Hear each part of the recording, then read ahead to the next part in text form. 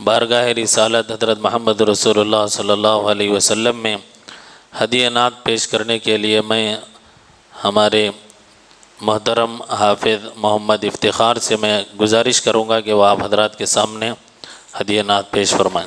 السلام علیکم ورحمۃ اللہ وبرکاتہ۔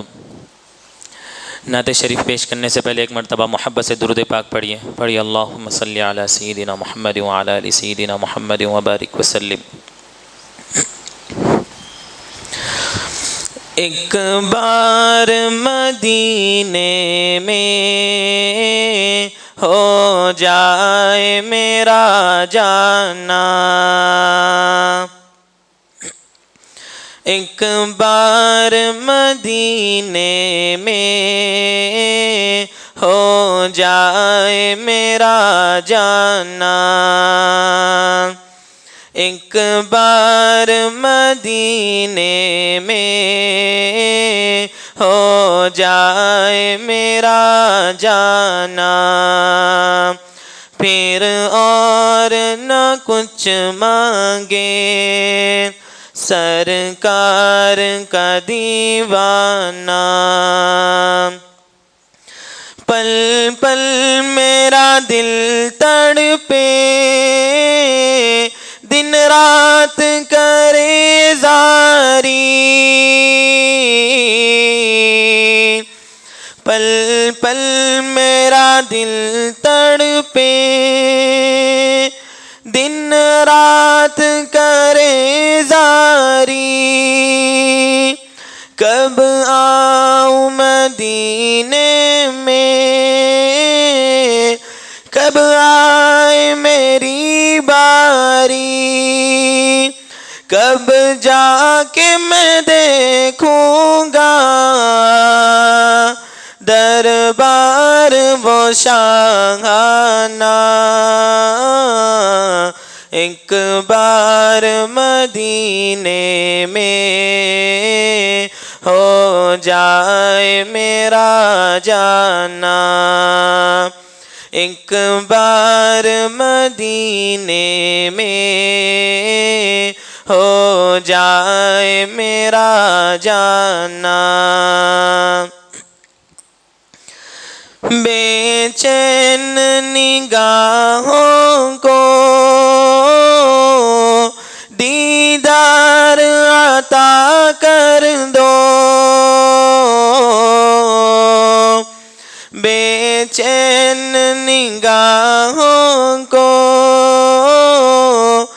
دیدار عطا کر دو، دامن میرا خوشیوں سے یا شاہ امم بھر دو، آباد خدا رکھے آقا تیرا میں خانہ، ایک بار مدینے میں ہو جائے میرا جانا، ایک بار مدینے میں ہو جائے میرا جانا، اس آس پہ جیتا ہوں ایک روز بلائیں گے، اس آس پہ جیتا ہوں ایک روز بلائیں گے، اور گنبد خضرا کا دیدار کرائیں گے، اور گنبد خضرا کا دیدار کرائیں گے، پھر پیش کروں گا میں اشکوں بھرا نذرانہ، ایک بار مدینے میں ہو جائے میرا جانا، ایک بار مدینے میں ہو جائے میرا جانا۔ السلام علیکم۔ محترم حضرات، آپ اچھی طریقے سے جانتے ہیں کہ آج ہم نے جس شخصیت کو یہاں پر مدعو کیا ہے وہ محتاج تعارف ہمارے لیے تو نہیں، علماء کے لیے، لیکن عوام میں بھی بہت سارے لوگ آپ کو اچھی طریقے سے جانتے ہیں۔ آپ بہت سارے خوبیوں کے مالک ہیں، اس میں سے ایک سب سے بڑی خوبی یہ ہے کہ آپ کے اندر عاجزی، انکساری آپ کے رگ و ریشے میں ہے۔ بہت خوبیوں کے مالک رہنے کے باوجود حضرت اپنے آپ کو کچھ نہیں سمجھتے، اور مجلس دعوت الحق حیدرآباد کے اس کے ناظم ہیں، اور نامپلی پہ ایک مدرسہ ہے امداد العلوم، وہاں کے ناظم ہیں، اور نامپلی پہ مسجد ٹین پوسٹ لال ٹکری وہاں کے امام اور خطیب ہے۔ آپ کا بیان سننے کے لیے لوگ دور دور سے جمعے کے موقع پہ وہاں پہ پہنچتے ہیں۔ بہت قیمتی بیانات آپ کے یوٹیوب پہ بھی ہیں، اور جمعے کے لیے سننے کے لیے لوگ بہت دیر پہلے سے مسجد کے اندر بھیڑ لگا کر بیٹھے ہوئے رہتے ہیں۔ تو آپ حضرات سے میں اب بڑے ادب اور احترام کے ساتھ حضرت مولانا عبید الرحمن اطہر ندوی صاحب قاسمی دامت برکاتہم سے مؤدبانہ گزارش کروں گا کہ وہ آپ حضرات سے خطاب فرمائیں۔ الحمدللہ، جزاک اللہ۔ الحمدللہ الحمدللہ نحمده ونستعینه ونستغفره ونؤمن به ونتوکل علیہ ونعوذ باللہ من شرور انفسنا ومن سیئات اعمالنا، من يهد الله فلا مضل له ومن يضلل فلا هادي له، نشهد ان لا اله الا الله وحده لا شريك له، ونشهد ان سيدنا ونبينا ومولانا محمدا عبده ورسوله صلى الله تعالى عليه وعلى آله وأصحابه وأتباعه وأزواجه وذرياته وبارك وسلم تسليما كثيرا كثيرا، أما بعد۔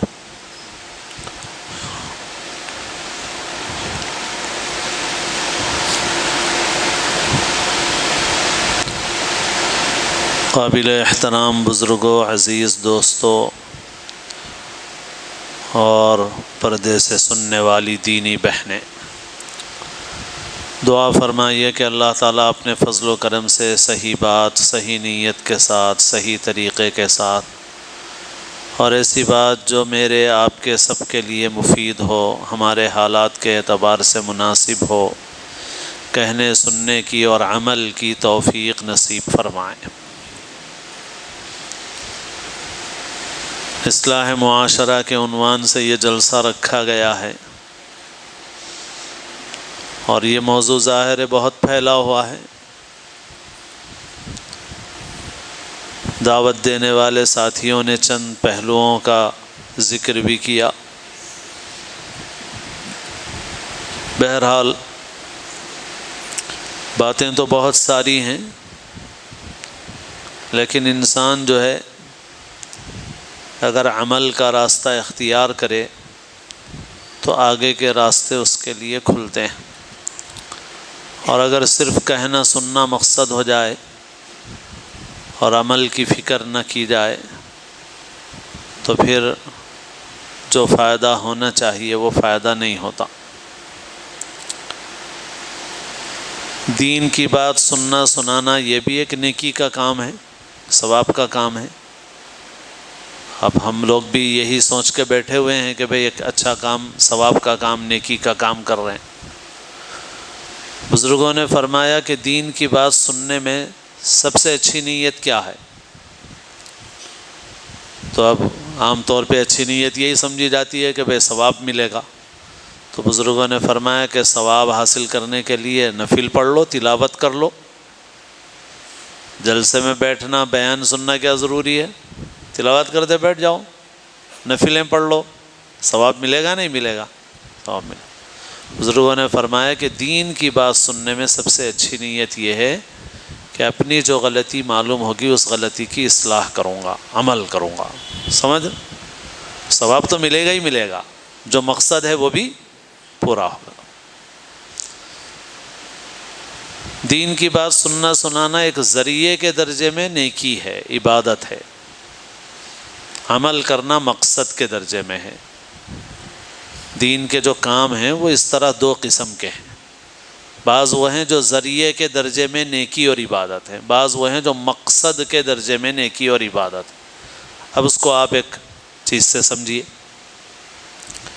جیسے ایک آدمی مسجد کے وضو خانے میں وضو کرتا ہوا نظر آیا ہم کو، اس نے ایک مرتبہ وضو کیا، فارغ ہوتے ہی پھر دوبارہ وضو شروع کر دیا، پھر تیسری مرتبہ، چوتھی مرتبہ، تو شروع میں تو دوسری تیسری مرتبہ ہم یہ سمجھے کہ شاید وضو ٹوٹ گیا ہوگا، آدمی کا وضو ٹوٹتا ہے تو پھر دوبارہ کر رہے ہیں، پھر ٹوٹ گیا ہوگا، تیسری مرتبہ کر رہے ہیں، مگر ہم نے دیکھا 4 مرتبہ، 5 مرتبہ، 8 مرتبہ، 10 مرتبہ وضو ہی چل رہا ہے جناب کا۔ تو ہم نے پوچھا خیریت کیا بات ہے بھائی، وضو پر وضو کرتے جا رہے ہیں آپ؟ تو وضو کرنے والے نے کہا اچھا آپ کو نہیں معلوم، وضو سے گناہ جھڑتے ہیں، اور میں بہت گناہ گار آدمی ہوں اس لیے وضو کر رہا ہوں، وضو پر وضو، تاکہ میرے گناہ جھڑ جائیں۔ تو سننے والا آدمی اگر دین کا علم رکھتا ہو، مسئلہ جانتا ہو، تو وہ بتائے گا ارے بھائی یہ ثواب تو اس وقت ہے جب کہ وضو کے بعد مقصد کے درجے کی کوئی عبادت کی ہو، جیسے 2 رکعت نماز پڑھا، آیا وضو کیا، 2 رکعت نماز پڑھا، پھر نماز کا وقت آیا، سوچا ڈبل وضو کر لوں اور 1 مرتبہ وضو کرو، ثواب ملے گا۔ یا مقصد کے درجے میں طواف ہے بیت اللہ کا، طواف کیا، پھر اس کے بعد نماز کا وقت آ گیا، یا اور ایک طواف کے لیے اور ایک وضو کیا، تو ٹھیک ہے ثواب ملے گا۔ وضو کے بعد نہ مقصد کے درجے کی کوئی عبادت کی، نہ وضو ٹوٹا، تو صرف وضو پر وضو کرتے رہنا پانی ضائع کرنا ہے، اسراف ہے، الٹا پانی ضائع کرنے کا گناہ ہے، اس میں کوئی ثواب نہیں ہے۔ اچھا یہ آدمی وضو کر کے مسجد میں آیا، اس نے 2 رکعت نماز پڑھی، سلام پھیر کے پھر شروع کر دیا اللہ اکبر، پھر سلام پھیرا، پھر شروع کر دیا، پھر سلام پھیرا، پھر شروع کر دیا، تو اول تو کوئی سوال نہیں کرے گا، تعجب سے نہیں دیکھے گا، جیسے وضو پہ وضو کرنے والے کو دیکھا نا، ارے یہ کیا ہو رہا ہے بھائی، وضو پہ وضو، وضو پہ وضو چل رہا ہے، تو ایسے ہی کوئی نماز پہ نماز پڑھ رہا ہو تو کوئی تعجب سے دیکھے گا کیا؟ نہیں دیکھے گا، کوئی پوچھے گا نہیں، اور اگر کوئی پوچھے گا بھی تو نماز پڑھنے والا کیا بولے گا؟ بھائی زیادہ ثواب حاصل کرنے کے لیے زیادہ نفل پڑھ رہا ہوں میں۔ بہت اچھا ہے بھائی، جتنا چاہے پڑھو، کون منع کرتا ہے؟ اگر مکروہ اور منع وقت نہیں ہے، ممنوع وقت نہیں ہے، تو جتنی چاہے پڑھو، عشاء سے لے کے فجر تک پڑھو، کون منع کرتا ہے؟ کوئی بھی منع نہیں کرتا۔ وضو میں نماز میں یہ فرق کیوں ہے؟ وضو ذریعے کے درجے میں عبادت ہے اور نماز مقصد کے درجے کی عبادت ہے۔ تو ایسے ہی دین کی بات سننا سنانا ذریعے کے درجے میں ہے اور عمل کرنا مقصد کے درجے میں ہے۔ تو اب ہم لوگ پہلے سوچ لیں بھائی ہم لوگ وضو پہ وضو ہی کرتے رہیں گے یا نماز پڑھیں گے؟ جلسے پہ جلسہ، جلسے پہ جلسہ، جلسے پہ جلسہ، ویسا ہی جلسے ہی جلسے سنتے رہو۔ اتنے سال سے سن رہا ہوں بھائی، ارے سن رہے ہیں، عمل کیا کر رہے ہیں بھائی؟ کتنا عمل کر رہے ہیں؟ کوئی بولتا ارے بھائی میں فلاں مولانا کا بیان اتنے سال سے سنتا ہوں، ارے اتنے سال سے سن رہے ہیں بھائی، ان کی باتوں پہ عمل کتنا کر رہے ہیں؟ عمل کتنا کر رہے ہیں؟ ہمارے حضرت مولانا شاہ ابرار الحق صاحب رحمۃ اللہ علیہ، جن کی برکت سے اللہ نے ہم کو دین کے کام میں لگایا، ہمارے والدین کو اور ہم لوگوں کو، ہم تو میرے والدین جو ہے ورنگل ضلع کے ایک چھوٹے گاؤں کے تھے، بہت چھوٹا گاؤں، تو ہمارے گاؤں کے تعارف میں ہمارے والد صاحب بولتے تھے ہمارا گاؤں اتنا چھوٹا گاؤں ہے، کھیڑے میں کھیڑا، مرمامول کھیڑا، جدھر دیکھو ادھر ٹیڑھا ہی ٹیڑھا، تو اتنے چھوٹے گاؤں کے ہیں ہم۔ اللہ نے بزرگوں کی برکت سے دین کی لائن میں لگایا، ورنہ ہم لوگوں کا اس سے تعلق نہیں تھا۔ تو ہمارے حضرت مولانا شاہ ابرار الحق صاحب رحمۃ اللہ علیہ فرماتے تھے دیکھو بھائی وٹامنس پہ ایک آدمی 1 گھنٹہ 1.5 گھنٹہ لیکچر سنا، وٹامن اے میں یہ فائدہ، بی میں یہ فائدہ، سی میں یہ فائدہ، تو وٹامن اندر جائے گا کچھ؟ جائے گا کیا؟ 1.5 گھنٹہ سنانا بھائی لیکچر، ارے 1.5 گھنٹہ لیکچر سنے تو کیا ہوتا؟ 1.5 گھنٹہ لیکچر سننے سے وٹامن اندر جائے گا؟ نہیں جائے گا۔ اور اگر 8 آنے کی 1 روپے کی وٹامن کی گولی خرید کے کھا لو تو وٹامن اندر چلا جائے۔ تو ہمارے حضرت یہ فرماتے تھے اگر آدمی عمل کی فکر کرے، کوشش کرے تو اللہ تعالیٰ راستہ آسان کرتے ہیں۔ تجھ کو جو چلنا طریق عشق میں دشوار ہے، تو ہی ہمت ہار ہے، ہاں تو ہی ہمت ہار ہے، ہر قدم پر تو جو رہ رو کھا رہا ہے ٹھوکریں، لنگ خود تجھ میں ہے ورنہ راستہ ہموار ہے، سختی رہ سے نہ ڈر، ہاں ایک ذرا ہمت تو کر، گام زن ہونا ہے مشکل، راستہ مشکل نہیں، کام کو خود کام پہنچا دیتا ہے انجام تک، ابتدا کرنا ہے مشکل، انتہا مشکل نہیں۔ ابتدا تو کرو۔ ارے بھائی میں اتنا عمل کہاں سے کر سکوں گا، اب اتنا عمل کرنا نہیں ہوتا بھائی میرے سے، تو یہ بھی شیطان کا وسوسہ ہے۔ تو یہ اللہ والے کیا ہوتے ہیں؟ بزرگان دین اللہ والے جو ہوتے ہیں نا، ان کی مثال ایسی ہوتی ہے، دیکھو میڈیکل ہال میں ساری دوائیں موجود ہیں اور طاقت کے پورے پاؤڈر ہیں، ٹانکس ہیں۔ اب ہماری طبیعت خراب ہو گئی، صحت کمزور ہو گئی، جیب میں پیسے بھی بہت ہیں، ہم میڈیکل ہال میں جا کے بولے جتنے قیمتی پاؤڈراں ہیں نا وہ پورے 10 پاؤڈراں دے دو میرے کو، اور جتنے قیمتی ٹانکاں ہیں اس میں سے بھی 5 ٹانکاں دے دو میرے کو۔ تو میں گھر میں لے کے آیا 10 پاؤڈر کے ڈبے، 5 ٹانک کے شیشیاں، اور پینا شروع کر دیا۔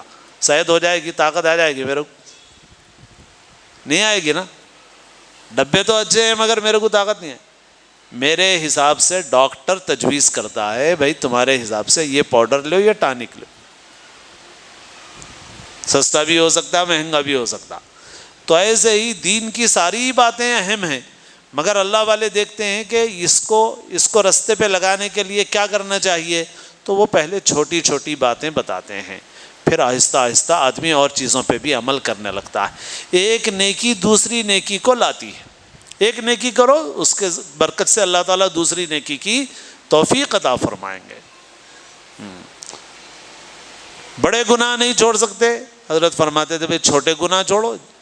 گناہوں کی لسٹ میں یہ دیکھو کہ کون سا گناہ چھوڑنا آسان ہے تمہارے واسطے، چلو اس سے ہی شروع کرو۔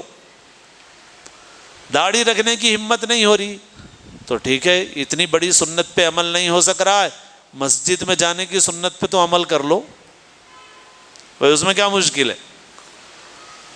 کھانا کھانے کی سنت پہ عمل کرو، کپڑا پہننے کی سنت پہ عمل کرو، بیت الخلاء جانے نکلنے کی سنت پہ عمل کرو، پھر داڑھی چھوڑنے کی ہمت نہیں ہو رہی، اس میں کیا مشکل ہے؟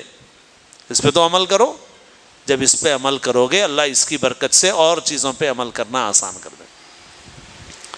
بعض گناہوں کی اتنی عادت پڑی ہوئی ہے، آدمی بولتا ارے بھائی میں تو نہیں چھوڑ سکتا۔ ٹھیک ہے بھائی، کون سا گناہ جلدی آسانی سے چھوڑ سکتے وہ چھوڑ دو، کم از کم ایک گناہ چھوڑو، اللہ میاں اور کی توفیق دیں گے، آگے اور توفیق دیں گے اللہ تعالیٰ۔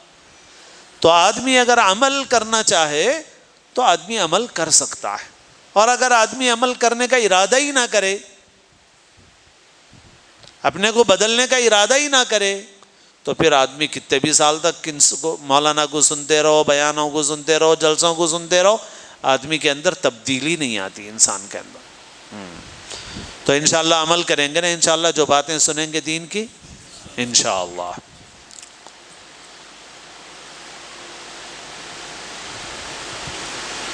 ہمارے پیغمبر صلی اللہ علیہ وسلم نے انسان کی، انسانیت کی اصلاح کے لیے جو سب سے پہلا نسخہ دیا ہے وہ ہے علم۔ علم، علم نور ہے، روشنی ہے۔ اب ہم لوگوں کو کرنٹ اتنا اب آسان ہو گیا کہ ہم لوگوں کو تکلیف کا احساس نہیں ہو رہا کہ اندھیرا رہے تو کیا تکلیف ہوتی۔ تو ہمارے بچپن میں بھی کرنٹ اتنا زیادہ نہیں تھا، ہمارے بچپن میں بھی سائیکل پہ ڈینوما لگا ہوا رہتا تھا، بچے تو جانتے بھی نہیں، ہمارے بچوں کے لیے تو نئی چیز ہے، سنے تو بولیں گے کیا چیز ہے یہ بولیں گے۔ ہماری عمر جب 8-9 سال کی تھی تو حیدرآباد میں آدمی کے پاس، ہر ایک کے پاس چیتک بھی نہیں تھی، چیتک بھی بعد میں آئی، تو اچھے آدمی کے پاس آج جیسا ایکٹیوا ہے نا ویسا ڈینوما لگی ہوئی سائیکل رہتی تھی، ہیرو ہیرکولس سائیکل ہے، اچھا ڈینوما لگا ہوا ہے تو اچھا آدمی ہے بھائی، یعنی متوسط قسم کا کمانے والا آدمی ہے، تو ڈینوما لگا کے پھرتے تھے۔ آج کرنٹ اتنا عام ہو گیا تو ہم کو نہیں سمجھ میں آ رہا، تو جب اندھیرا ہوتا ہے نا، راستہ نظر نہیں آتا ہے، گلی میں گڑھا کہاں ہے نہیں معلوم ہے، پتھر کہاں ہے نہیں معلوم ہے، تو اب ایک طریقہ یہ ہے کہ آدمی گلی میں نکل کے اندھیرے میں دیکھے بھائی یہاں پتھر ہے، یہاں پیر رکھ کے دیکھے گڑھا ہے، تو دیکھنے میں ہی گر جائے گا، ہے نہیں؟ تو اس کا سب سے بہترین طریقہ کیا ہے؟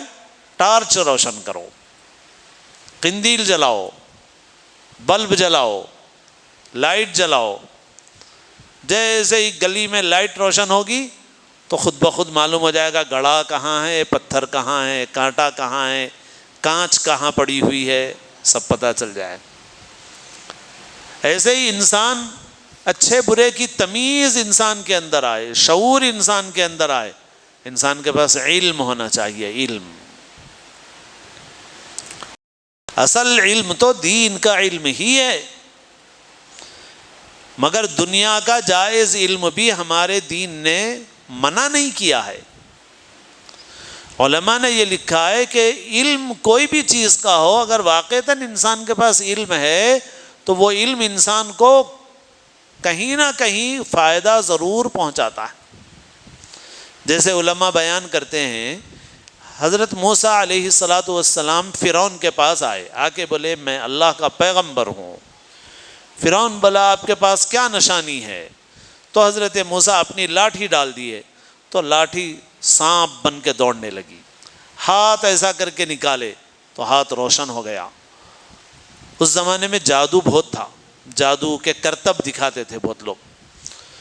تو فرعون بولا اچھا تمہارے واسطے اب سارے جادوگروں کو جمع کروں گا، تم بہت بڑا جادو سیکھ کے آئے ہیں۔ تو چنانچہ ایک وقت طے ہوا، پورے جادوگر جمع کیے گئے۔ جادوگروں سے فرعون نے کہا کہ موسیٰ کو ہراؤ، شکست دو، تم جو مانگو گے انعام ملے گا، تم کو مقرب بارگاہ میں درباری بنا دیے جاؤ گے ہمارے۔ تو چنانچہ جادوگروں نے حضرت موسیٰ سے کہا کہ پیش کیجئے، آپ کیا پیش کرتے ہیں؟ حضرت موسیٰ نے کہا اچھا تم پہلے پیش کرو، کیا پیش کرتے ہو تم، تمہارا جادو دکھاؤ۔ تو جادوگر جتنے تھے انہوں نے اپنی رسیاں لاٹھیاں میدان میں ڈال دی، ڈالتے ہی وہ سانپ اژدہے بن کے دوڑنے لگے۔ اللہ تعالیٰ نے حضرت موسیٰ سے کہا کہ آپ اپنی لاٹھی ڈالیے۔ حضرت موسیٰ بھی تھوڑی دیر کے لیے پریشان ہو گئے، میرے پاس ایک لاٹھی ہے، یہاں تو اتنے لاٹھیاں ہیں، اتنے رسیاں ہیں، میں ڈالوں گا تو ایک سانپ بنے گا، یہاں تو سینکڑوں سانپ دوڑ رہے۔ تو حضرت موسیٰ کو بھی ڈر ہوا تھوڑا سا۔ اللہ تعالیٰ نے فرمایا اے موسیٰ اپنی لاٹھی ڈالو۔ تو اللہ تعالیٰ نے حضرت موسیٰ نے اپنی لاٹھی ڈال دی۔ لاٹھی ڈالتے ہی وہ بھی ایک بڑا سانپ بن گیا۔ اب یہ ایک سانپ ہے، وہ تو سینکڑوں سانپ ہے، مگر یہ اللہ کا دیا ہوا معجزہ ہے، یہ جادو نہیں ہے۔ تو یہ سانپ جو حضرت موسیٰ کی لاٹھی سانپ کی شکل میں آ گئی، اس سانپ نے سارے سانپوں اژدہوں کو نگل لیا، اب غائب، ہر ایک کو کھا لیا۔ ارے میدان پورا خالی ہو گیا۔ جب میدان خالی ہو گیا یہ عام لوگوں کو نظر آ رہا، مگر جادوگروں کو اس سے زیادہ معلوم تھا، کیونکہ جادوگر جو کیے تھے وہ نظر بندی تھی۔ یخیل الیہ من سحرہم انہا تسعی، لوگوں کے خیال پہ اپنے جادو سے، مسمرزم سے ایسا اثر ڈالا تھا کہ لوگوں کو سانپ دوڑتے ہوئے نظر آ رہے تھے، ورنہ حقیقت میں رسیاں لاٹھیاں تھیں وہاں پہ۔ جادوگروں کو وہ رسیاں لاٹھیاں نظر آ رہی تھیں، مگر جب یہ حضرت موسیٰ کی لاٹھی سانپ بن کے سانپ کو نگل لیا تو دیکھا کہ واقعتاً میدان خالی ہے، رسیاں لاٹھیاں بھی غائب ہیں۔ تو جادوگروں کو جادو کا علم تھا، جس کی وجہ سے ان کو یہ یقین کرنے میں دیر نہیں لگی کہ حضرت موسیٰ جو پیش کر رہے ہیں وہ جادو نہیں ہے، وہ معجزہ ہے۔ یعنی سیکنڈوں میں ان کے دل میں یقین آ گیا کہ یہ پیغمبر ہیں، جادوگر نہیں ہیں، اور یہ جو پیش کر رہے ہیں یہ جادو نہیں ہے بلکہ یہ معجزہ ہے۔ اچھا یہ کیسا آیا سیکنڈوں میں؟ لوگوں کو نہیں آیا، جادوگروں کو کیوں آیا؟ اس لیے کہ جادوگروں کو جادو کا علم تھا، جادو کے فن سے واقف تھے وہ۔ تو جادو کا فن کوئی اچھا فن نہیں ہے، کرتب دکھانے کا فن کوئی اچھا فن نہیں ہے۔ آج بھی ہیں دنیا میں بہت سارے، آپ سڑک پہ بھی بعض اوقات بچے کو کاٹ دے رہے ہیں، فلاں کر دے رہے ہیں، کر دے رہے ہیں، یہ سب نظر بندی ہے۔ تو یہ فن ان کے پاس تھا، یہ کوئی اچھی چیز نہیں ہے، یہ بیکار خراب چیز ہے، مگر بہرحال اس چیز کا علم تھا ان کے پاس۔ وہ علم ان کو یہ فائدہ پہنچایا کہ ان کو یہ یقین کرنا آسان ہو گیا کہ یہ جو پیش کر رہے ہیں یہ جادو نہیں ہے، یہ معجزہ۔ بس فوری ایمان لے آئے، آمنا برب العالمین رب موسیٰ و ہارون، ہم رب العالمین پہ ایمان لائے، موسیٰ اور ہارون کے رب پہ ہم ایمان لائے سیکنڈوں میں۔ فرعون نے کہا اچھا تم لوگ سب ایسا دکھ رہا ہے کہ پلان بنا کے آئے ہو، یہ بھی تمہارا بڑا ہے جس نے تم کو سکھایا ہے۔ آواز نہیں آ رہی کیا؟ تو اس نے کہا کہ اچھا میں تم کو سولی پہ لٹکا دوں گا، ہاتھ پیر کاٹ دوں گا تمہارے، مگر وہ ایسے پکے مسلمان ہو گئے چند سیکنڈ میں کہ انہوں نے یہ کہا کہ فَاقْضِ مَا أَنْتَ قَاضٍ إِنَّمَا تَقْضِي هَذِهِ الْحَيَاةَ الدُّنْيَا، جو کرنا ہے کر لے، کیا کر سکتا ہے؟ ختم کر سکتا ہے، مار سکتا ہے، زندگی چھین سکتا ہے، اس کے علاوہ اور کیا کر سکتا ہے؟ دنیا کی زندگی تو بہرحال ختم ہونے ہی والی ہے، اصل تو آخرت کی زندگی ہے۔ سیکنڈوں میں اتنے پکے مسلمان ہو گئے وہ، لمحوں میں۔ تو بہرحال اصل بات اس واقعے سے کیا بتانا ہے؟ علم ایسی چیز ہے کہ وہ خراب علم بھی کام آیا۔ تو دنیا کے جو جائز علم ہیں ان سے اسلام نے منع نہیں کیا، مگر بس بتانا اتنا ہے میرے دوستو کہ جس نبی نے ہم کو سب سے پہلے علم کا پیغام دیا، آج مسلمان علم کے اعتبار سے اتنا پیچھے ہو گیا، دین کے علم میں بھی پیچھے ہو گیا، دنیا کے علم میں بھی پیچھے ہو گیا۔ دین کے علم میں ایسا پیچھے ہو گیا ہے، وضو کے فرائض نہیں معلوم ہیں، غسل کے فرائض نہیں معلوم ہیں، پاکی کے مسئلے نہیں معلوم ہیں، ناپاکی کے مسئلے نہیں معلوم ہیں، ہماری بہنوں کو، ہماری بچیوں کو طہارت کے مسائل نہیں معلوم ہیں، نماز کب پڑھنا کب نہیں پڑھنا نہیں معلوم ہے، دین کا ضروری علم بھی نہیں ہے۔ اب جیسے اگر بچے کی پیدائش ہوئی تو 40 دن تک نماز پڑھ رہے ہیں نہیں؟ ارے ایسا مسئلہ نہیں ہے، جاننے والوں سے پوچھو، وہ 40 دن میکزیمم ہیں، باقی اگر 20 دن میں پاک ہو گئے تو 20 دن میں نماز شروع کر دینا۔ مگر جہالت اتنی عام ہے، اگر 20 دن میں پاکی ہو گئی اور کوئی ماں جو نئی ماں بنی ہے وہ 20 دن کے بعد غسل کر کے نماز پڑھنا شروع کری تو تعجب سے بولتے ارے کیسا نماز پڑھنا ہے، ابھی چلا بھی نہیں ہوا تمہارا۔ ارے کون بولے بھائی، دین کا ضروری علم حاصل کرو، دین کا علم حاصل کرو۔ نماز شروع ہو گئی مسئلے کے اعتبار سے، مگر ہماری بہن کو نہیں معلوم، ہماری بچی کو نہیں معلوم، بنیادی مسائل نہیں معلوم دین کے۔ 10 سورے یاد کر لیے تو بہت بڑا کارنامہ، اب زندگی بھر کے لیے ڈگری مل گئی، ختم۔ 10 سورے یاد ہو گئے نا، 10 سورے یاد ہو گئے، اب زندگی بھر نق کو یاد کرو، گانے یاد کرو، قوالیاں یاد کرو، کامنٹریاں سن کے رٹ لو، ڈرامے یاد کر لو، مگر 10 سے بڑھ کے 20 سورے یاد نکو کرو۔ ایسا ہے حال ہمارا، پوری زندگی وہی 10 سورے میں گزر گئی۔ پوری زندگی 10 سوروں میں گزر گئی. وہ بھی جس کو 10 یاد ہے غنیمت ہے، ورنہ ایک بہت بڑی تعداد ایسی ہے جس کو 4 سورے ہی ہے. انا آتینا قل هو اللہ میں زندگی گزر جا رہی. کیسے مسلمان ہے بھائی، کیسے مسلمان ہیں، کیسے امتی ہیں حضور کے. حضور پاک علیہ الصلوۃ والسلام معلم بنا کے بھیجے گئے. انما بعثت معلما. کیا عرض کروں، بات تو لمبی ہو جائے گی اگر اسی موضوع پہ اور کہوں گا میں تو. بہرحال بتانا بس اتنا ہے، علم میں بہت پیچھے ہو گئے، بہت پیچھے. اب دین کے علم کے لیے، دینی تعلیم کے لیے بڑے بھی فکر کرنا، تعلیم بالغان میں حصہ لینا، سیکھنا. کتنی بھی بڑی عمر ہو گئی، شرمانے کی کوئی بات نہیں ہے. اور دین کے آج کل اللہ میاں بہت آسان بھی کر دیے. فون کے ذریعے سے، واٹس ایپ کے ذریعے سے علماء سے مسائل پوچھ سکتے. آپ کو کوئی بھی مسئلہ پیش آیا، آپ کو اتنے علماء ہیں، ان کے نمبر ہیں آپ کے پاس، کسی کو بھی فون کرو معلوم ہو جاتا. ایک نہیں اٹھایا دوسرا اٹھاتا، دوسرا نہیں تیسرا اٹھاتا. علماء سے پوچھو، مسئلہ معلوم کرو، جہاں تعلیم ہو رہی وہاں پڑھو. اور اپنے بچوں کے متعلق فکر کرو. اور بالخصوص اس ملک میں جو حالات ہیں، ان حالات میں اپنے بچوں کے دین کو، ایمان کو بچانا ہے تو بچوں کی مضبوط دینی تعلیم ہونا ہے. تو یا تو بچہ مدرسے میں پڑھنا، یا پھر اگر اسکول رہا تو اسکول مسلمانوں کا رہنا اور مسلمانوں کی فکروں کے ساتھ رہنا. کیونکہ بہت سے اسکول ایسے ہیں تو مسلمانوں کے، مگر مسلمانوں کے دین ایمان کی کوئی فکر نہیں ہے وہاں پہ، صرف بزنس ہی ہے. اس وجہ سے ساری غلط چیزیں جو دوسروں کے اسکول میں ہیں وہ ان کے اسکول میں بھی ہے، تو اس سے بھی کوئی فائدہ نہیں ہے.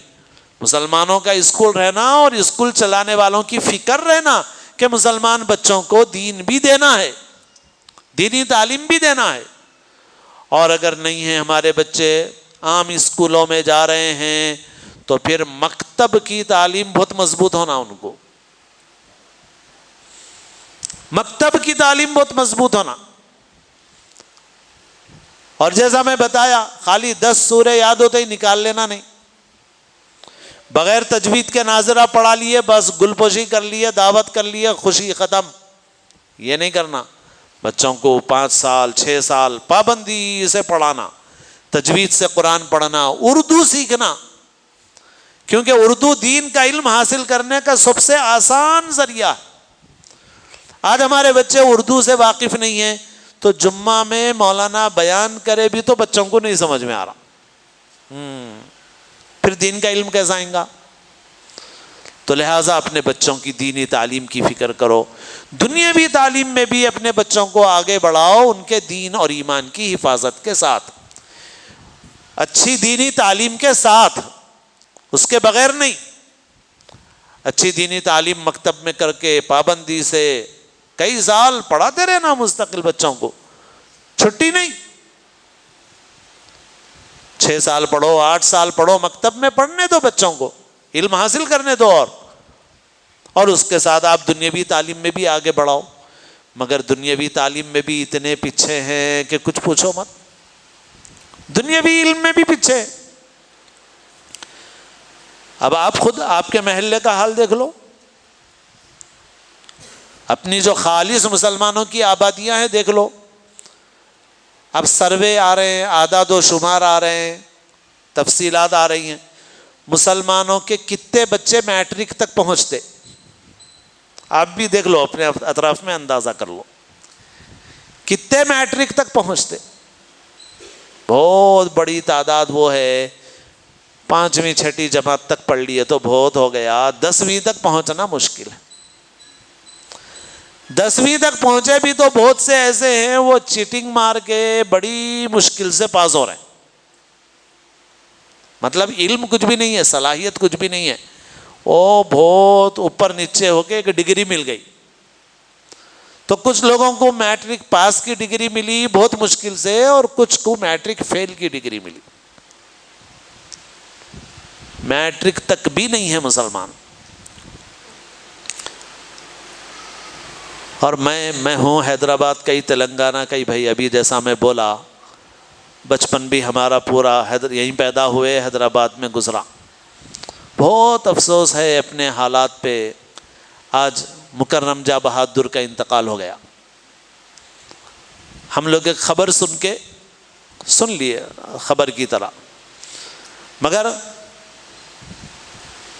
ہم کو جب خبر ملی تو ہمارے دل میں ایک تکلیف، ایک احساس، کیونکہ یہ ہماری کھوئی ہوئی عظمت کے جو زخم ہیں، ان زخموں کو یاد دلانے والی چیز.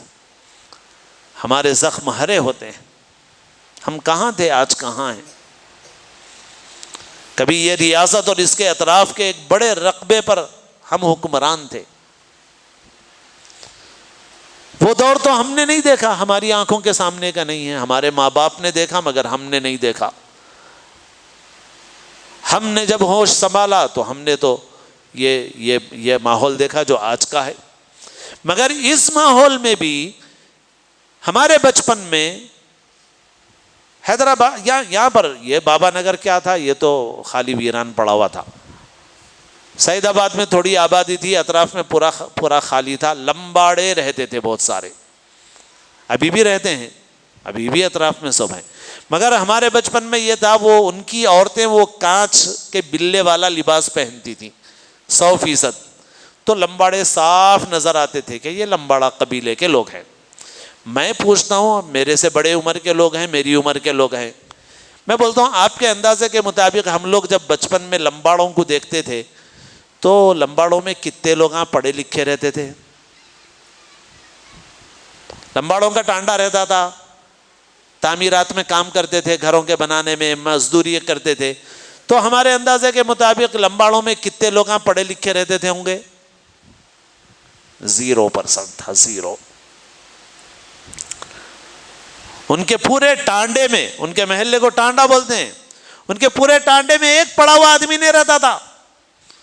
مگر میرے دوستو، کیا کیا بول کے بولنا پڑ رہا اور کن کے نامہ لے کے بولنا پڑ رہا، مگر کڑوی اور تلخ حقیقتیں ہیں اس لیے بولنا پڑ رہا.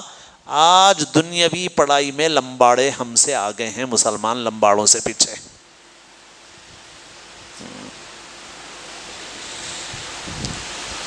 ابھی آتے ہوئے ساتھی بول رہے تھے پتہ نہیں کہاں سے اتنا پیسہ آ رہا، لوگ اتنا کپڑے خرید رہے ہیں. میں بولا وہی یہ معاملہ، پیسہ تو ہے مگر پیسہ کہاں خرچ کرنا اس کی عقل نہیں ہے، اس کا شعور نہیں ہے. اپنے بچوں کی تعلیم اپنے پیسے کا سب سے بہترین مصرف اپنے بچوں کی تعلیم اور تربیت ہے. اپنے بچوں کی تعلیم اور تربیت ہے. ایسا نہیں کہ بہت سے مسلمانوں کے پاس پیسہ نہیں ہے. بہت سے مسلمان جو بظاہر غریب سمجھے جاتے ہیں ان کے پاس بھی اتنا پیسہ ہے کہ اپنے بچوں کو چاہے تو اچھی تعلیم دلا سکتے، مگر ان کے پاس چھلے کے واسطے پیسہ ہے، چھٹی کے واسطے ہے، مرفا بجانے ہے، باجا بجانے کو ہے، پورے رسومات کرنے کو ہے، مگر فیس دینے کو پیسے نہیں ہے. سب سے بڑے فقیر وہیں بن جاتے آ کے. بچوں کی پڑھائی کے واسطے پیسے نہیں ہیں ان کا. ایگزیبیشن کو جانے کے واسطے ہے، چھلے کے واسطے ہے، چھٹی کے واسطے، سب رسموں کے واسطے ہے پیسے، مگر بچوں کی تعلیم کے لیے پیسے نہیں ہیں ان کا. بہت بہت افسوس کی بات ہے. بہت سوچنا ہے اپنے کو. خالی تقریراں جلسے کر کے ڈینگے مار لیے تو کچھ بھی نہیں ہونے والا ہے. اس ملک میں ہمارے حالات روز بروز بد سے بدتر ہوتے جا رہے ہیں، بد سے بدتر ہوتے جا رہے ہیں. کیسا سدھریں گے؟ سدھر سکتے حالات کتنے دن میں سدھریں گے؟ 1 الیکشن میں، 2 الیکشن میں؟ نئے سب نکال دو. یہ بے وقوفوں کے شیخ چلی کے خوابہ نکال دو. ایک زندگی ہوتی ہے فرد کی، یعنی ایک آدمی کی. میری زندگی 60 سے 70 اللہ کے رسول صلی اللہ علیہ وسلم کے ارشاد کے مطابق، وہ بھی پکی نہیں، پہلے ہے بعد میں کچھ بھی نہیں معلوم. یہ فرد کی زندگی ہے. 60 سال، 70 سال، 80 سال، 90 سال ہو گئے تو بہت ہو گئے، 100 ہو گئے تو بس بہت تعجب کی بات ہو گئی. لیکن قوموں کی زندگی 60-70 سال کی، 100 سال کی نہیں ہوتی. قوموں کی زندگی میں 100 سال 50 سال 1 دن 2 دن کی طرح ہوتے ہیں، ہفتے 2 ہفتے کی طرح ہوتے ہیں۔ ایسا نہیں ہوگا کہ ہم آج ایک جلسہ کریں گے، ایک وہ کریں گے، اور 2 سال 4 سال 5 سال کے بعد نقشہ بدل جائیں گا۔ یہ احمقوں کی جنت ہے، اس میں سے نکل جاؤ۔ ایک طویل جد و جہد کے لیے تیار رہنا ہے، ایک لمبی جد و جہد کے لیے، اور حالات آئیں گے ان کا بھی سامنا کرنا ہے، طوفانوں سے گزرنا ہے، ڈرنا نہیں ہے، ہمت نہیں ہارنا ہے۔ لٹیں گے پٹیں گے پھر کھڑے ہوں گے۔ ایسا نہیں کہ کچھ حالات نہیں پیش آئیں گے، پیش آئیں گے حالات، مگر سب سے بڑا نقصان ہمارا اس وقت ہوگا جب ہم ہمت ہاریں گے، جب ہم ڈر جائیں گے۔ اور اس ملک میں جو ہمارے دشمن ہیں وہ چاہ رہے ہیں، وہ ایک نہتے آدمی کو مارتے ہیں، بزدل اور کائر ہیں، کمینے ہیں وہ لوگ، جو ایک کمزور آدمی کو پکڑ کے مارتے ہیں۔ بہادر ہیں، وہ بہادر کرتا ہے ایسا کام، کمینہ کرتا ہے ایسا کام، لیکن وہ اپنی اس حرکت کو ویڈیو میں بند کرتا ہے، خود ہی ویڈیو میں بند کرتا ہے، ویڈیو میں محفوظ کر کے اس کو وائرل کرتا ہے۔ کیوں کرتا ہے بھائی؟ اس لیے کہ ان کا اصل مقصد یہ ہے کہ ہم ڈر جائیں، ہم ہمت ہار جائیں، اور ایسے ہی فسادات ہوتے ہیں، اس کا اصل مقصد بھی یہی ہوتا ہے، ہماری ہمتیں پست کر دی جائیں۔ اور بعض اوقات ہم میں سے بعض بچے کیا کرتے ہیں، ری ایکشن میں جا کے گاڑیوں پہ حملہ، اس پہ حملہ ہے، یہ سب بے عقلی کے کام ہے، نہیں کرنا ہے، یہ ایسا کوئی کام نہیں کرنا ہے۔ ہم کو سمجھ اور عقل سے کام لینا ہے، اس وقت ان چیزوں پہ صبر کرنا ہے، ہم کو ظلم کو برداشت کر لینا ہے، کسی سے انصاف کی امید نہیں رکھنا ہے، لیکن اپنا سفر جاری رکھنا ہے ہم کو۔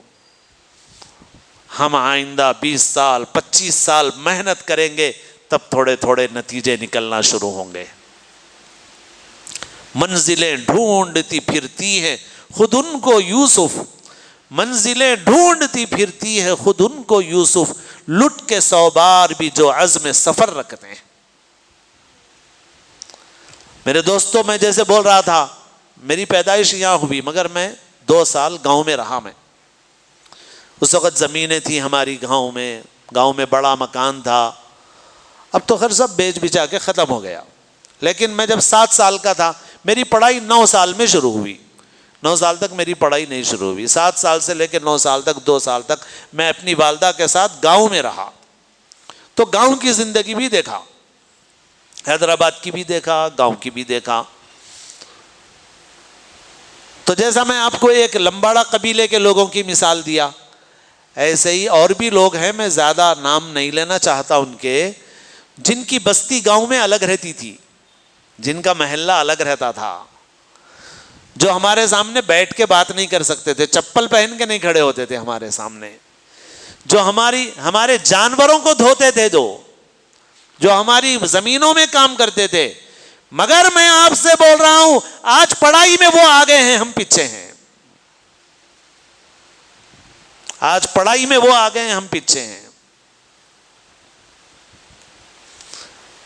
اچھا، میری تقریر کہیں کو آپ لوگ پھرتے رہتے ہیں نا، آپ کو تو بہت قریب ہے، آپ یہ جو پیچھے کا ایریا ہے نا آپ کا میر پیٹ کا، آپ کے بابا نگر سے لگا ہوا ہی ہے، ادھر سے پوری آندھرا والوں کی آبادیاں ہیں نا،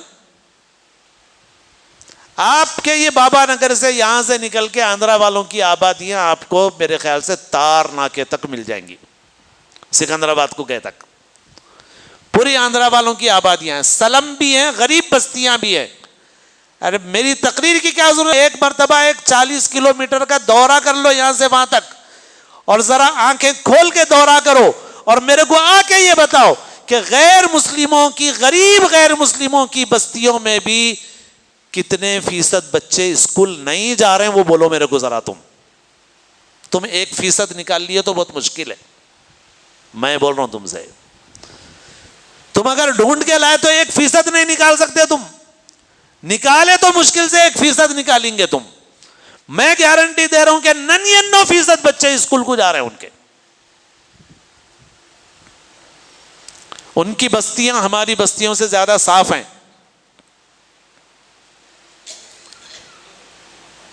جاؤ چکر لگا لو یہیں سے, آپ کو تو لگا ہوا ہے, بتا رہا ہوں یہاں سے نکلو آپ اندر کی آبادیوں میں, اور یہ اندر کی آبادیوں میں سے ان کی غریب سے غریب آبادیوں میں جاؤ آپ, یہاں سے لے کے تار ناکے تک کی آپ پوری آبادیاں دیکھ لو ان کی, اور دیکھو کہ ان کے غریب ہیں, مزدور ہیں, چھوٹے کام کرنے والے ہیں, لیکن ان کی بستیاں ہماری بستیوں سے زیادہ صاف ستھری ہیں, اور ان کی بستیوں کے سارے بچے اسکول جا رہے ہیں. یہ حقیقت ہے. میں مشاہدہ کر کے بول رہا ہوں, محسوس کر کے بول رہا ہوں. میں نے اس فکر کے ساتھ, اس جذبے کے ساتھ میں نے دیکھا ہے ان بستیوں کو, اور دیکھ کر کے بول رہا ہوں میں آپ سے. اور آپ اس کا تقابل ہماری اپنی بستی سے کر لو, ہمارے محلوں سے کر لو, ہمارے بچوں سے کر لو. بچوں سے لے کے اوپر کے نوجوان, انٹرنیٹ سینٹر کی ضرورت نہیں رہی, بند ہو گئے اب. لیکن جس وقت انٹرنیٹ سینٹر تھے, میں بولتا تھا یہ آندھرا والوں کی آبادی میں جا کے انٹرنیٹ سینٹر پہ دیکھو نوجوانہ کیا کر رہے ہیں, اور مسلمانوں کی آبادی میں انٹرنیٹ سینٹر پہ دیکھو مسلمانہ کیا کر رہے ہیں. خالی وہاں 10 منٹ بیٹھے تو اندازہ ہو جاتا آپ کو. وہ لوگ اس کا غلط استعمال نہیں کر رہے ہیں, کمائی کے لیے استعمال کر رہے ہیں, دنیا بنانے کے لیے استعمال کر رہے ہیں. اور ہماری آبادیوں میں جب تک انٹرنیٹ سینٹر تھے, خالی بیٹھے تو معلوم ہو جاتا تھا سوائے آوارہ گردی گندگی کے کچھ بھی نہیں ہے یہاں پر. اور اب وہ ہر ایک کے ہاتھ میں آ گئی تو سینٹر بند ہو گئے. تعلیم میں دیکھو یہ حال ہے, اخلاق میں دیکھو یہ حال ہے ہمارا. وہاں چبوترا مہم چلتی, جاؤ وہ آبادیوں میں رات میں ذرا 10 بجے لگا لو ایک چکر, 10 بجے سے ایک چکر لگاؤ, دیکھو ان کی بستیوں میں باہر بیٹھے ہوئے دکھتے کیا لوگ. وہاں چبوترا مہم نہیں چل رہی پولیس کی. افسوس ہے, جس نبی کی امت کو نمونہ بننا تھا دوسروں کے لیے, آج ان کے بچوں کو پولیس والے کونسلنگ کر رہے ہیں. ڈوب مرنے کی بات ہے, ڈوب مرنے کی بات. تو بہرحال میں آپ سے یہ بول رہا ہوں میرے دوستو, دین کا علم تو سر کا تاج ہے ہمارے, دنیا کا علم ہماری ضرورت ہے. نہ دین کے علم میں آگے ہیں نہ دنیا کے علم میں آگے ہیں, کہیں میں بھی آگے نہیں ہے. اور جس وقت ہم نے ترقی کی تھی, پوری دنیا میں عروج حاصل کیا تھا, وہ اس وقت حاصل کیا تھا جب ہم علم کے میدان میں آگے تھے, ہم سب سے آگے تھے. دین کے علم میں بھی آگے تھے, دنیا کے علم میں بھی آگے تھے. بس اب وہ بات بتا کے آپ کی واقفیت کے لیے, آپ کی معلومات کے لیے اپنی بات سمیٹوں گا. جس وقت مسلمانوں کا عروج تھا, ترقی پہ تھے مسلمان, رسول اللہ صلی اللہ علیہ وسلم اس دنیا سے تشریف لے گئے. نزول وحی کے بعد صرف 23 سال زندگی گزار کے حضور تشریف لے گئے, مگر ایسا چراغ روشن کر کے گئے کہ آج تک اس کی روشنی قائم ہے اور قیامت تک قائم رہے. حضور اکرم صلی اللہ علیہ وسلم ایک ایسی امت برپا کر کے اس دنیا سے چلے گئے جس امت کا سب سے بڑا شوق علم حاصل کرنا تھا.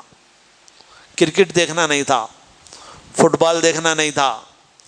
22 آدمی کھیل رہے ہیں, 22 کروڑ بے وقوف ہیں دیکھ رہے ہیں. سو کام چھوڑ کے, کاروبار چھوڑ کے, ماں باپ کی خدمت چھوڑ کے, بیماروں کو چھوڑ کے, ایسا کوئی مشغلہ نہیں تھا ان کو, علم کا مشغلہ تھا. پھر دین کے علم میں بھی آگے بڑھتے رہے مسلمان, اور دنیا کے علم میں جس کو سائنس کہتے ہیں اس میں سب سے آگے مسلمان تھے. اس دور میں سب سے آگے مسلمان تھے. جس وقت اسپین اندلس میں مسلمانوں کی حکومت تھی تو آج دنیا کے اعتبار سے جیسا ترقی امریکہ میں ہے، یورپ میں ہے، چائنا میں ہے، اور ہم لوگ دیکھتے رہے بھائی کیا ترقی ہے، اس زمانے میں پورا یورپ مسلمانوں کے ملک اسپین کو دیکھتا تھا، کیونکہ ڈیولپمنٹ، ترقی، مادی ترقی، سائنسی ترقی مسلمانوں کے پاس تھی، عیسائیوں کے پاس نہیں تھی، یورپ میں نہیں تھی۔ اس وقت تک عیسائیوں کے پاس سائنس سیکھنا ایسا جرم تھا کہ اگر کوئی آدمی سائنس پڑھتا اور عیسائی ہوتا وہ، تو عیسائی کلیسا اور گرجا کی طرف سے اس کو سولی پہ لٹکا دیتے تھے۔ سائنس کیوں پڑھے بھائی تم، سزا، سولی پہ لٹکا دو۔ تو آج ہم جیسا امریکہ، یورپ دیکھ رہے، ویسا اس زمانے میں یورپ کے لوگ اسپین کو دیکھتے تھے جو مسلمانوں کا تھا۔ مگر پھر ہمارے گناہوں کی نحوست سے زوال آ گیا ہمارے اوپر، عیش و عشرت میں پھنس گئے، ہم دین سے دور ہو گئے، آخرت سے غافل ہو گئے، دنیا کی محبت میں پھنس گئے، زوال آ گیا۔ پھر ہماری کتابیں پوری لندن لے گئے، آج بھی ہیں لندن کی لائبریریوں میں ہمارے سائنسدانوں کی لکھی ہوئی کتابیں، جس کو لے جا کے انہوں نے ٹرانسلیشن کرایا، اور پھر عیسائیوں میں ایک انقلاب آیا۔ عیسائیوں نے یہ کہا یہ مذہب ہم کو سائنس پڑھنے نہیں دیتا، لہٰذا یہ مذہب رکھو خالی عبادت گاہ تک، چرچ تک، کلیسا تک، باقی کی زندگی میں مذہب کی ضرورت نہیں ہے ہم کو۔ یہ بول کے ایک انقلاب آیا عیسائیوں میں۔ اس انقلاب کے بعد عیسائیوں نے یہ طے کیا مذہب خالی چرچ تک رہیں گا، باہر کی زندگی میں مذہب نہیں، باہر کی زندگی میں آزاد ہیں ہم۔ تب سائنس پڑھے انہوں نے، اس سے پہلے سائنس نہیں پڑھتے تھے وہ لوگ۔ اس سے پہلے سائنس کس کے پاس تھی؟ مسلمان سائنسدانوں کے پاس تھی۔ پھر اس کے بعد وہ پڑھے، آج دنیا میں وہ امام بنے ہوئے ہیں دنیا کے اعتبار سے، اور ہم پیچھے ہو گئے۔ ہم مادی چیزوں میں ان کے نوکر غلام بن گئے، ان کے تابع بن گئے۔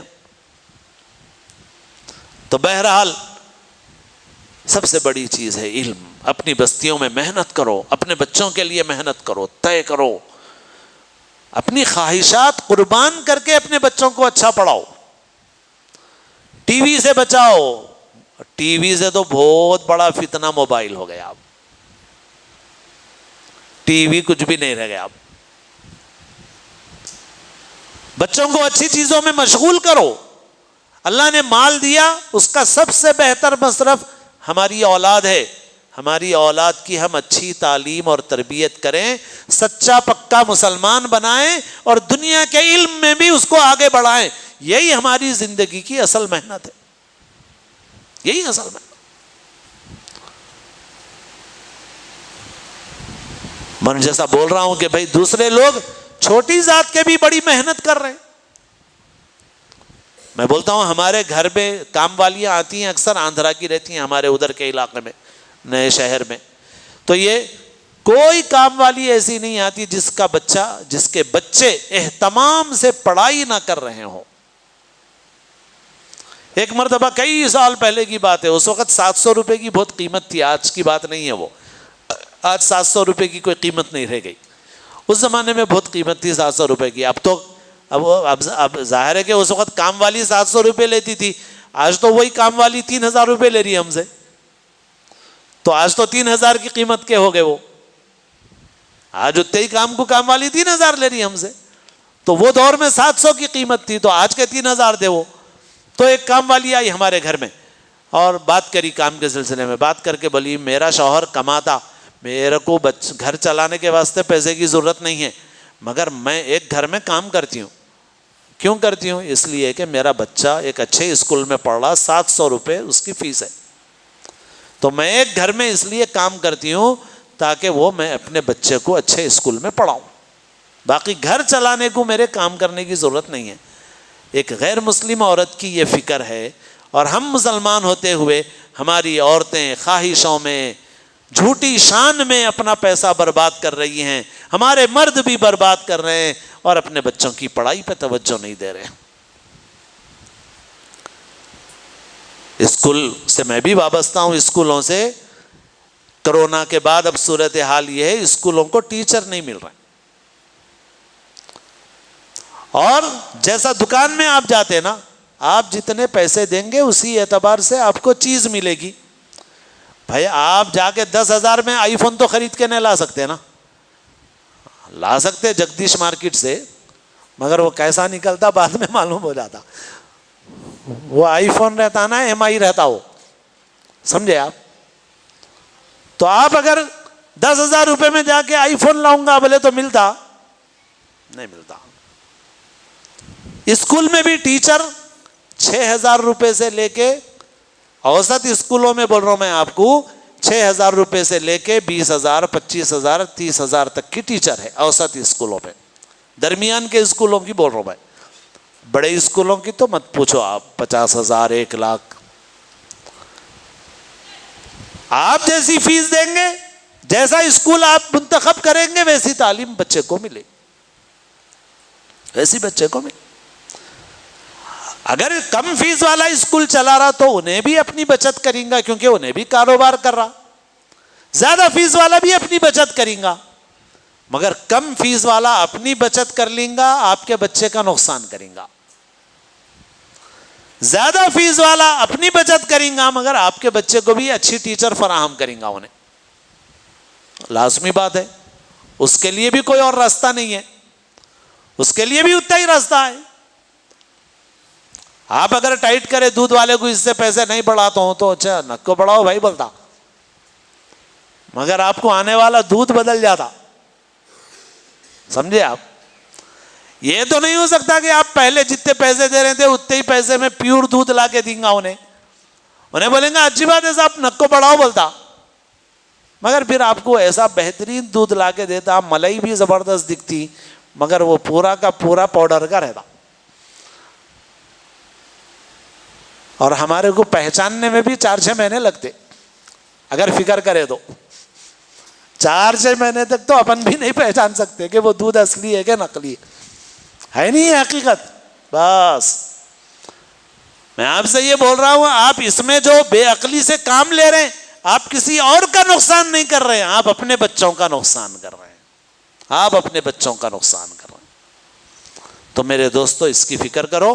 بس بات کافی ہو گئی ہے، جو بات کہی گئی وہی کافی ہے. راتوں میں زیادہ دیر تک جاگنا پھرنا، ہمارے محلوں کا جو ماحول ہے، ہم سب کو تو تقریریں کر کر کے نہیں کر سکتے. ہم جو بیٹھے ہوئے ہیں، ہم ارادہ کر کے بیٹھے کہ خالی وضو نہیں کریں گے، نماز بھی پڑھیں گے. کریں نا بھائی، کریں گے نا انشاءاللہ. ہاں تو بس اب اپنے گھروں کو کیسا کنٹرول کرتے، چراغ سے چراغ جلتا، عمل سے عمل زندہ ہوتا. اب ہم طے کر لینا کہ ہم اپنے گھر کے ماحول کو بدلیں گے، راتوں میں دیر تک نہیں جاگیں گے. رات میں جو دیر سے دعوتیں ہیں، میری مستقل تقریر ہے اس پہ، واٹس ایپ وغیرہ پہ بھی ہے، میرے ویب سائٹ پہ بھی اگر کہیں مل گئی تو آپ سنو. رات کی دعوتیں اور حیدرآباد کے مسلمان، بلکہ یہ بہت بربادی ہے مسلمانوں کے واسطے، خاص طور پہ مسلمانوں کے واسطے، کیونکہ غیروں کی دعوت اتنی رات تک نہیں ہوتی. ہم لوگوں کی دعوت ہے جو اتنی رات تک ہے. جو کھانے کھا رہے ہیں ہم لوگ، وہ کھانے زہر بھرے کھانے ہیں جو کھا رہے ہیں. دعوتوں میں آپ کو جو الگ الگ آئٹم جتنے دکھ رہے ہیں نا، اتنے نقصان دہ ہیں. ایک مستقل ٹاپک ہے، آپ سے بولوں گا تو پھر اور 1 گھنٹہ لگ جاتا میرا. جتنے الگ الگ کھانے دکھ رہے ہیں نا آپ کو، جتنے آئٹم زیادہ دکھ رہے ہیں اتنا ہی زہر زیادہ ہے. کلر کا زہر ہے، آئسنس کا زہر ہے، ٹیسٹنگ پاؤڈر کا زہر ہے، نقلی مسالوں کا زہر ہے. ڈبے میں پیکٹ میں بند جتنے مسالے آ رہے ہیں، میں آپ سے پورے وثوق سے بھروسے سے بول رہا ہوں، کوئی 1-آدھ خالص ہوں گا تو ہوں گا، باقی 99% ملاوٹی. کیٹرنگ کرنے والا اوریجنل نہیں دیکھتا کچھ بھی، خالی مزہ دیکھتا، ختم. آپ کو بھی مزہ اچھا دکھتا. اتنے بیماریاں آ رہے ہیں ان کھانوں سے کہ کچھ پوچھیے مت. تو کنٹرول کرو اس کو. جہاں واقعتاً جانا ضروری ہے تو جلدی جاؤ، جلدی آ جاؤ. جہاں نہیں گئے بھی تو چلتا، جانا ہی چھوڑ دو. اپنے بچوں کی تعلیم کی فکر کرو، صحت کی فکر کرو. رات میں جلدی سو، صبح میں جلدی اٹھو، تاکہ تعلیم بھی ہو، صحت بھی اچھی رہے.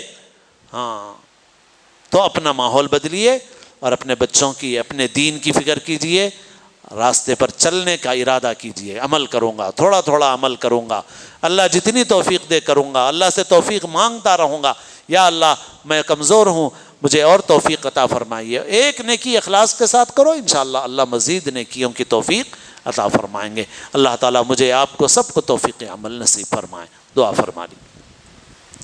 الحمد للہ رب العالمین الرحمن الرحیم مالک یوم الدین والصلاة والسلام علی سید الانبیاء والمرسلین یا رب لک الحمد کما ينبغی لجلال وجهک وعظیم سلطانک یا رب صل وسلم دائما ابدا علی حبیبک خیر الخلق كلهم ربنا ظلمنا انفسنا وإن لم تغفر لنا وترحمنا لنكونن من الخاسرین ربنا آتنا فی الدنیا حسنہ وفی الآخرة حسنہ وقنا عذاب النار۔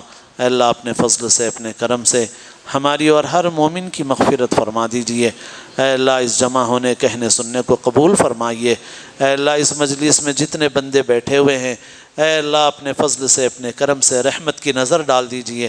اے اللہ ہم کو ہر مومن کو محض اپنے فضل سے اپنے کرم سے اپنی مغفرت کی نعمت سے سرفراز فرما دیجئے۔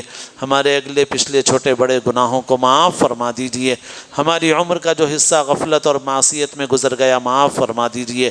جو باقی ہے تقوی اور طاعت والی زندگی نصیب فرمائیے۔ ہماری اور ہر مومن کی تمام جائز حاجتوں کو، مقاصد کو، مرادوں کو پورا فرمائیے۔ اے اللہ سنت کی محبت، سنت کا عشق ہمارے اور ہر مومن کے دل میں پیدا فرمائیے۔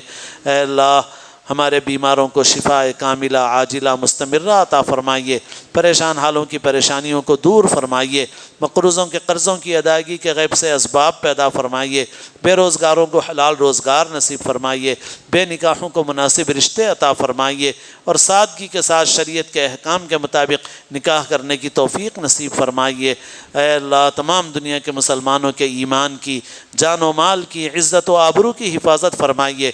اے اللہ ہمارے شہر میں، ہماری ریاست میں، ہمارے ملک میں اور پوری دنیا میں امن و امان نصیب فرمائیے۔ جو لوگ شر اور فساد پھیلانا چاہتے ہیں اے اللہ ان کی تدبیروں کو ناکام فرما دیجئے۔ ربنا لا تجعلنا فتنة للقوم الظالمین ونجنا برحمتک من القوم الکافرین۔